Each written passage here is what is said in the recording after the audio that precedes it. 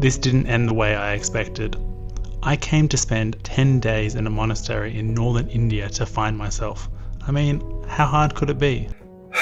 Not doing well at all. I'm really struggling. Being a person is weird. This is my life. I'm a donkey.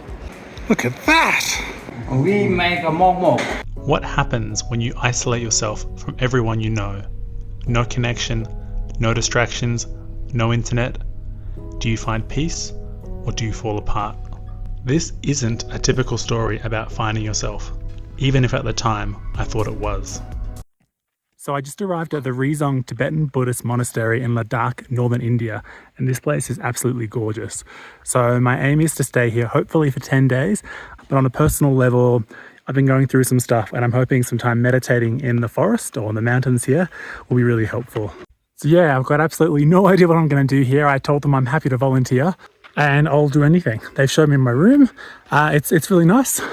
And this ended the first night. So this is day 2. I had the biggest sleep of my life last night. There is no noise here. The stars are beautiful.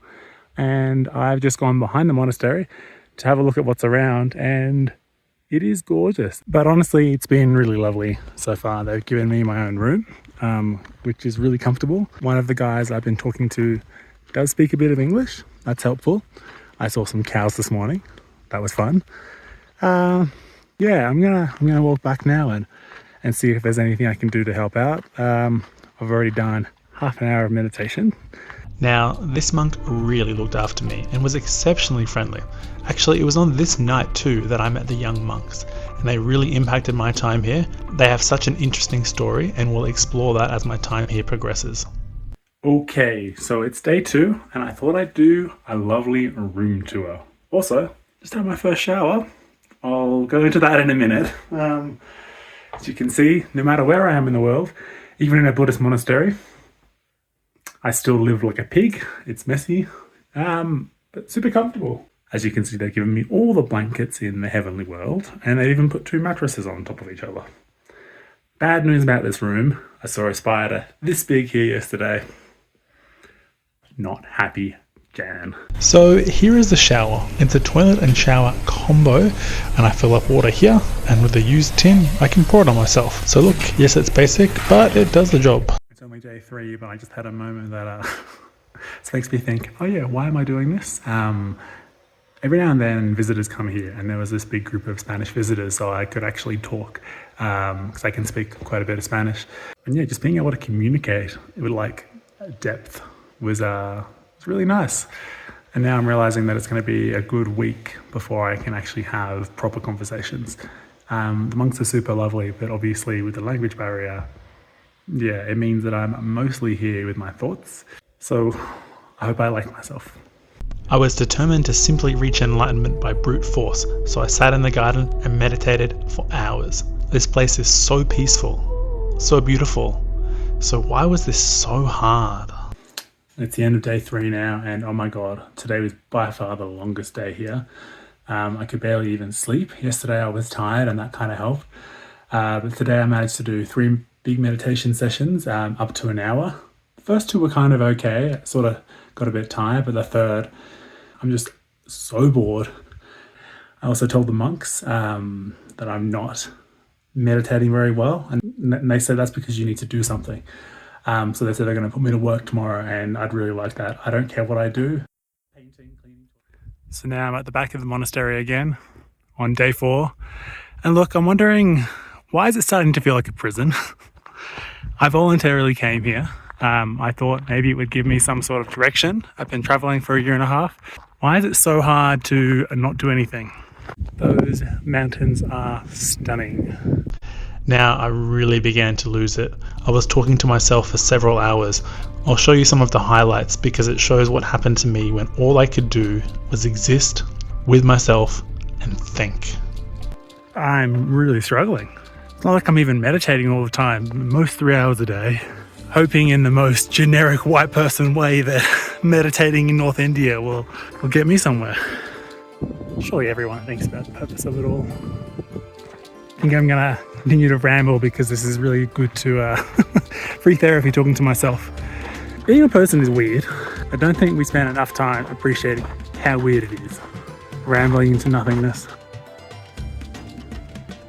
A man can will what he wants, but not will as he wills. What do I want right now? In this exact moment? Well, what I want is to know what I'm doing. What I want is a purpose. No one knows where I am. Just in the middle of northern India. As I walked towards the monastery, I decided to sit down and meditate and think and to find my purpose. But instead I just started laughing at how utterly absurd it was that I was taking this experience so seriously. And by coincidence, that's exactly when things began to change. Let me show you. Julie!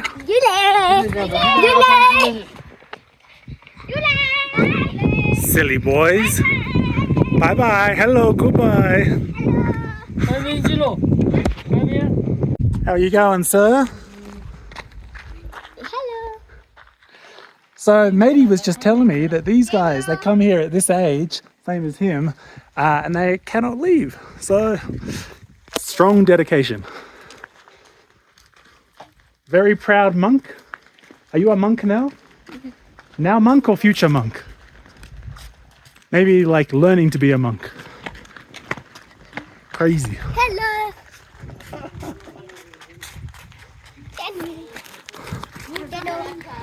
This is me? This is you. Then you. Just you. Now it's you and me. Daniel.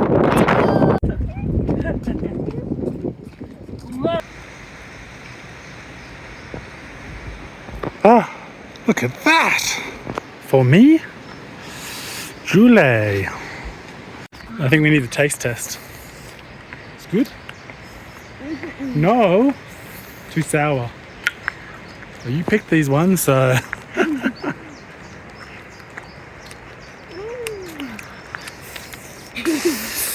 That's the correct word, actually. But I still kind of like it. I was helping the monks by walking with the children down to the farm to collect food and milk. I didn't know it then, but these moments really snapped the life back into me. I was connecting with the place, not merely trying to meditate my way into some foolish notion of enlightenment. I also began to learn about the monks' lives, how they come here as children, and I'll continue to explain more about this as it's really interesting. Look at this muscle man right here. Weighs nothing. Strong man. Ah, it's pretty cool actually. Boys to work. There's no being lazy around here, is there? This is my life. I'm a donkey. Aw. Donkey. He's also a donkey, aren't you? We're just carrying things up the hill.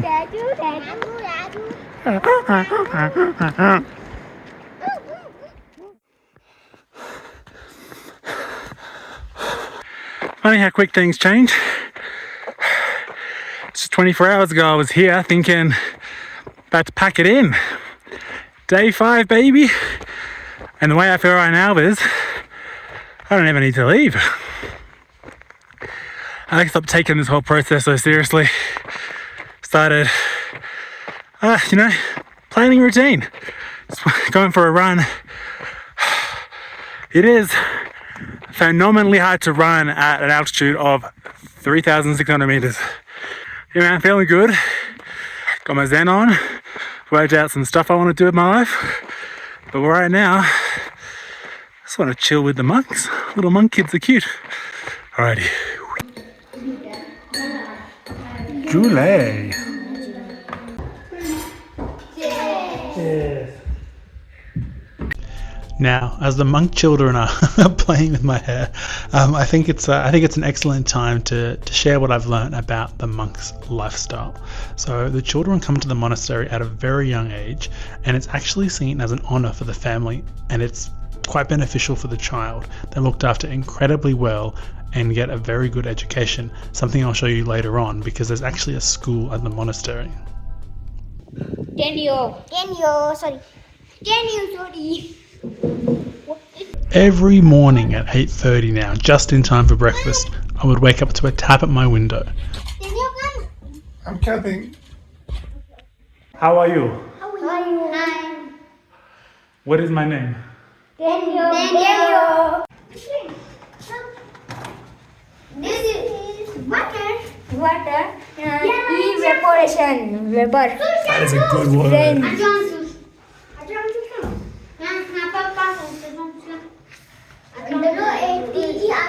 Look at this charming man. This is the solar system. Solar system. This is proof that I'm getting older because there's no more Pluto. The kids have just forgot that. Do you know what Pluto is? Pluto. There's no Pluto. When I was younger, we used to have a small planet called Pluto. Pluto is gone. This is India. Australia. Australia. After the children showed me their classroom, we had a very serious game of cricket. Australia versus India. But jokes aside, I was feeling amazing, at peace. It had felt as if I'd solved all my problems and all I needed to do was relax and enjoy the moment. Oh! Run! Ah!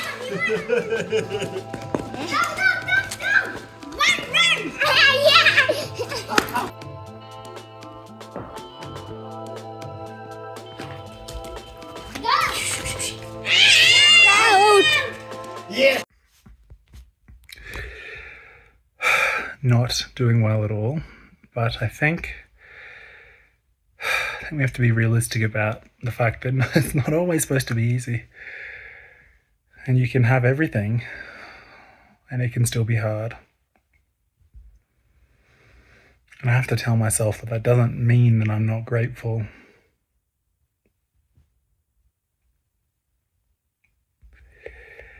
It's just being a person isn't easy. And you can feel like shit sometimes.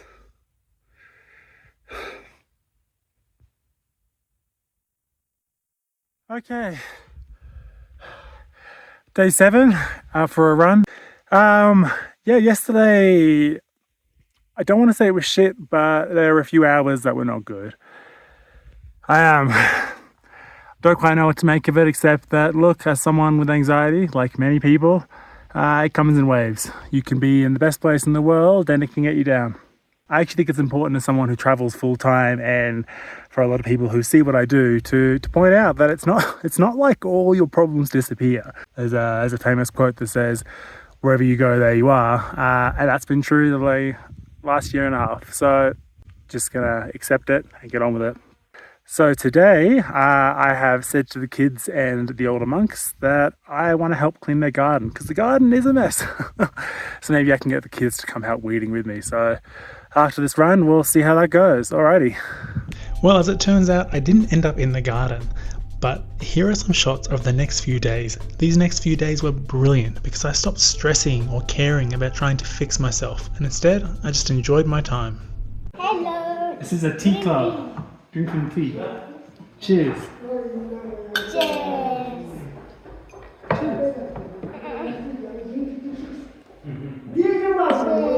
You gotta teach me your secrets. What are you making? We make a momo. Momo. Yes. Ah, momos It's are a cool. traditional of the Tibetan. Tibetan or Ladakhi? Yeah, Ladakh is same. Same. Looks fantastic. Fantastic. Tasty is very Best momos in the world? very delicious. Best in the world? Oh yes. Ah, Julie. Over the next few days, I found out something very interesting by speaking with the older monk. He explained his personal journey, how, as a child, he came to the monastery with 2 other children, and that they studied and lived here for years. However, when the 3 of them reached a certain age, they were all given a choice: stay and remain permanently in the monastery, or to leave. He decided to stay along with one of his peers, but a third left because he'd fallen in love and wanted to be with her.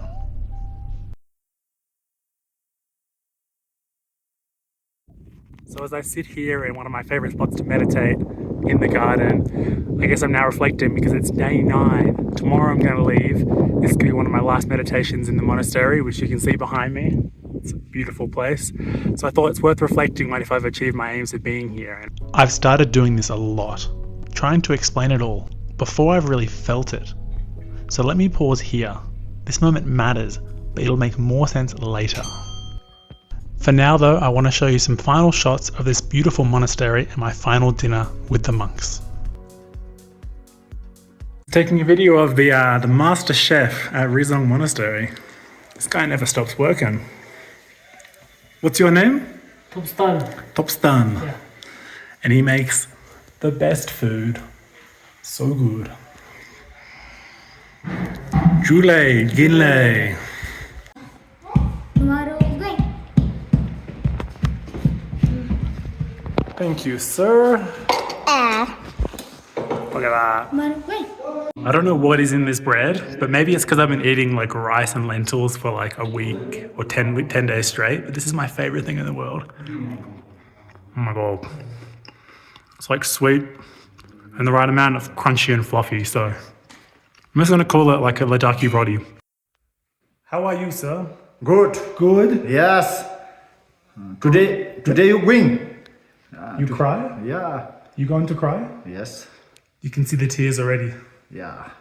But thank you for Thank letting me. you. Yeah. See you again. See you again. Yes. And Jule, thank you for monastery. Yeah. You good, Marty? Yeah, it's very good, very peaceful. It's been a very surprising stay. So. Yeah. Okay. Thank you. Thank you. And see you again.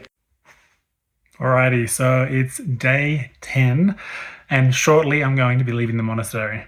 I thought, you know what, I'm going to pack up, I'm going to do my last meditation, this is going to be great. I was in a bit of a high, I was thinking, 10 days, I've sorted all my issues out, I've got this. Oh God. And I guess the reason why I'm even talking about this is the fact that halfway through meditating, I just got a smack of anxiety and so overwhelming, and I just stopped my meditation. I've ended up taking some medicine, and the only reason why I'm sharing all this is that I think that maybe this is the point. I keep doing this, trying to make sense of things whilst I'm still inside of them. There was already a narrative forming in my mind, even as I was living this experience, a part of me hoping it would all lead somewhere neat and tidy. And now, a year later, I find myself doing it again, combing through footage, shaping it into something that feels like a story, because yes, this experience was emotional, and yes, I learned a lot about life in a monastery, but more than that, it's all revealed how uncomfortable I am with just letting things be, how quickly I start assigning meaning, even when I'm not sure there is any. So, if you have any idea about how this collection of footage made you feel, if it made you feel anything, please share, because just like most of us, I'm out here trying to find meaning in a world that doesn't always make sense.